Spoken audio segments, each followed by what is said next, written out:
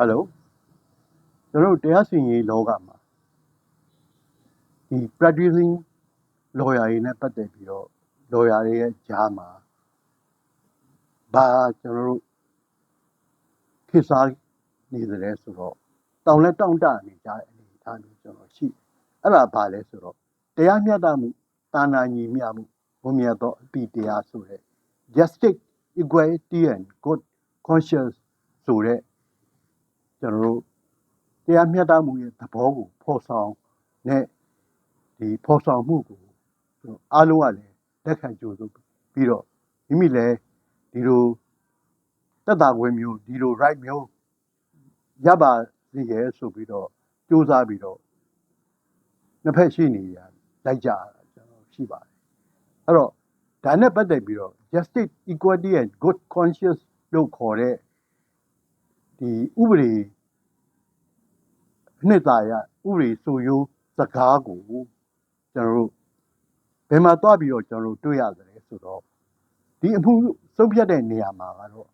အကုတ်တရားသူကြီးကတော့ကျွန်တော်ဆုံးဖြတ်တာက justice equality and good conscience အရာဆုံးဖြတ်တာကဆိုပြီးတော့ဖော်ထုတ်ပြီးတော့ကျွန်တော်အမိန့်ချထားတာမ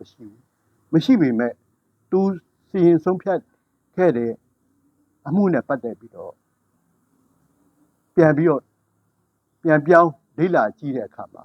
1992မြန်မာနိုင်ငံတရားစီရင်ထုံးစာမျက်နှာ94မှာ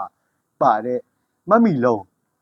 နဲ့မောက်ထွန်းမြင့်ပါနှစ်စီရင်ထုံးအပေါ်မှာမူတည်ပြီးတော့ကျွန်တော်အားလုံးဥပဒေအသိပညာသိဖို့အတွက်တင်ပြရတာကျွန်တော်ဖြစ်ပါတယ်အဲ့တော့မတ်မီလုံးနဲ့မောက်ထွန်းမြင့်ကဘာဖြစ်သလဲဆိုတော့မတ်မီလုံးရဲ့ရောင်းမအိမ်ကိုမတ်မီလုံးကသွားတဲ့အချိန်မှာလမ်းမှာမောက်ထွန်းမြင့်ကနေပြီးလှက်ခေါ်လိုက်တယ်လက်ခေါ်ပြီးတော့လက်ကိုဆွဲပြီးတော့ဖက်နိုင်အဲ့ဒါမှ problem စပြီးတော့ကျွန်တော်ဖြစ်ပါတယ် problem ဖြစ်တဲ့အခါမှာကျွန်တော်ဒီကိစ္စနဲ့ပတ်သက်ပြီးတော့သက်ဆိုင်ရာရဝတ္တလူကြီးရှေ့မှာခေါ်ပြီးတော့ရှင်းတဲ့အခါကျတော့တစ်ဖက်နဲ့တစ်ဖက်ကျွန်တော်လူကိုယ်တိုင်မလာကြဘဲနဲ့သူတို့ရဲ့ကိုယ်စားလှယ်တွေကတရားဝင်ကိုယ်စားလှယ်တွေကဒီညှိနှိုင်းပွဲကိုတက်ရောက်ကြတယ်လာကြတယ်အဲ့လိုညှိနှိုင်းတဲ့အခါမှာမတ်မီလုံးကိုမောက်ထွန်းမြင့်ကနေပြီးတော့နင့်နာကြီး3950ပေးစီဆိုတဲ့အမိတ်သဘောတူညီချက်ကိုစာချုပ်ချုပ်ပြီးတော့ပြုလုပ်ပြီးတော့ကိုယ်စားလှယ်နှစ်ယောက်ကနေပြီးတော့တစ်ဖက်ကိုယ်စားလှယ်နောက်တစ်ဖက်ကိုယ်စားလှယ်တွေကနေလက်မှတ်ရေးထိုးတယ်ဒါပေမဲ့ပေးချိန်ကြတဲ့အခါကျတော့မပေးတော့ဘူးမပေးတဲ့အခါကျတော့မတ်မီလုံးဘက်ကနေပြီးတော့ရာဇဝတ်ကြောင်းနဲ့ criminal နဲ့တရားစွဲတယ်ဒါပေမဲ့ရှုံးသွားတယ်ရှုံးတဲ့အခါကျတော့မတ်မီလုံးဘက်ကနေပြီးတော့တင်မကြောင်းနဲ့3950ရလို့မှုဆိုပြီးတော့တရားစွဲတယ်ရတဲ့အဖြစ်မျိုးတင်မကြောင်းကိုပြောင်းပြီးတော့တရားစွဲတဲ့အဖြစ်မျိုးဖြစ်ခဲ့တယ်အဲ့တော့အဲ့ဒီ3950ရလို့မှုကြတော့1992တဝိုက်မှာတလျှောက်မှာရှိတဲ့ဒီတရားစီရင်နဲ့ပတ်သက်ပြီးတော့စီရင်ပိုင်ခွင့်ဒီတတ်ပတ်တဲ့အခါမှာမြို့နယ်တရားရုံးတိုင်းတရားရုံးဟတ်ကုတ်တရားရုံးချုပ်ဆိုပြီးတော့ကျွန်တော်တို့ဒီလိုသွားရတာကျွန်တော်ရှိပါတယ်အစင်းစင်းသွားရတာရှိအဲ့တော့အောက်ရုံးနှစ်ရုံးဖြစ်တဲ့မြို့နယ်တရားရုံးနဲ့တိုင်းတရားရုံးတို့ကမတ်မီတို့ကိုရှုံးပေးတယ်မရနိုင်ဘူးမပေးနိုင်ဘူးစသဖြင့်ဒီနှစ်ရုံးစလုံးကအောက်ရုံးနှစ်ရုံးစလုံးကနေပြီးတော့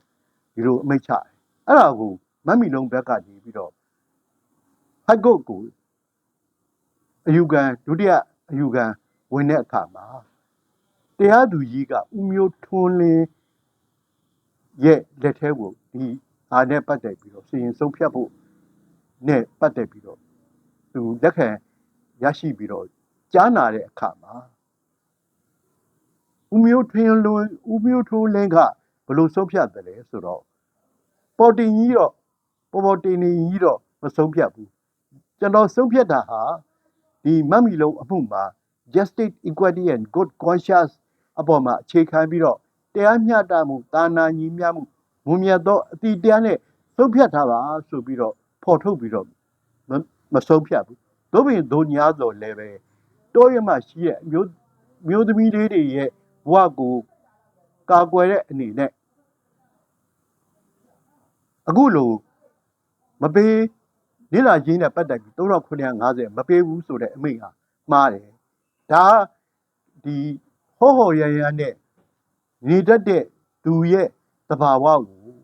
ပြမှုကျွလူလူရဲ့သဘာဝကိုအားပေးရရောက်တယ်ဆိုပြီးတော့မတ်မီလုံးကိုပြန်ပြီးတော့အနိုင်ပေးခဲ့တဲ့အနေအထားမျိုးကျွန်တော်ရှိပါတယ်အမိန့်မျိုးကျွန်တော်ရှိပါတယ်အဲ့တော့အဲ့ဒါကိုပြန်ပြီးတော့သုံးသပ်ကြည့်မယ်ဆိုရင်အဲ့ဒီခေတ်အဲ့ဒီအခါတရားစီရင်ဟာအောက်ယုံနှစ်ယုံနဲ့ပြတ်မသွားတဲ့အခါမှာအထက်တရားယုံကိုဟိုက်ကုတ်ကိုအယူခံတက်တဲ့အခါမှာဟိုက်ကုတ်ကလည်းဒီမှုကိုလက်ခံပြီးအောက်ယုံနှစ်ယုံကပယ်ညာဆိုလည်းပဲဟိုက်ကုတ်ကလက်ခံပြီးတော့ကြားနာခြင်းနောက်တစ်ခါ justice equity and good conscience လို့ခေါ်တဲ့တရားမျှတမှုတာနာညီမျှမှုမွန်မြတ်သောအတိတရားကိုလက်ကင်ထားပြီးတော့ဒီမှုကိုဆုံးဖြတ်တယ်ဆိုတဲ့ကိစ္စနောက်တစ်ခါဒီအခုလိုဒီလိုအမှုမျိုးမို့ကျွန်တော်တို့စီရင်ဆုံးဖြတ်တဲ့အခါမှာအောက်ယုံနှစ်ယုံနဲ့ကသက်တာခွင့်မပေးတော့လည်းပဲရာဇဝတ်ကြောင်းလည်းပယ်ထားတယ်တရားမကြောင်းကိုလည်းထပ်ပြီးတော့ပယ်တယ်ဆိုတဲ့အနေအထားအရာဒါကိုဆက်ပြီးတော့ပယ်ရမယ့်ဟာကိုအလိုလျောက်ပယ်ရမယ့်ဟာကိုမပယ်ဘဲနဲ့နီလန်တကြကြားနာပြီးတော့ဆုံးဖြတ်တယ်ဆိုတာကိုသွားပြီးတော့ကျွန်တော်တွေ့ရပါတယ်ဒါမလို့မှုတွေစီရင်တဲ့အခါမှာတရားမျှတမှုတာနာညီမျှမှုဝန်ပြသောအတိတရားနဲ့ဗမာနိုင်ငံတရားရုံးတွေဟာဆုံးဖြတ်တယ်ဆိုတဲ့အနေအထားမျိုးကိုအားလုံး legal knowledge sharing ဖြစ်စေခြင်းလို့တင်ပြကျွန်တော်တို့တင်ပြခြင်းကျွန်တော်ဖြစ်ပါတယ်အားလုံးကျေးဇူးတင်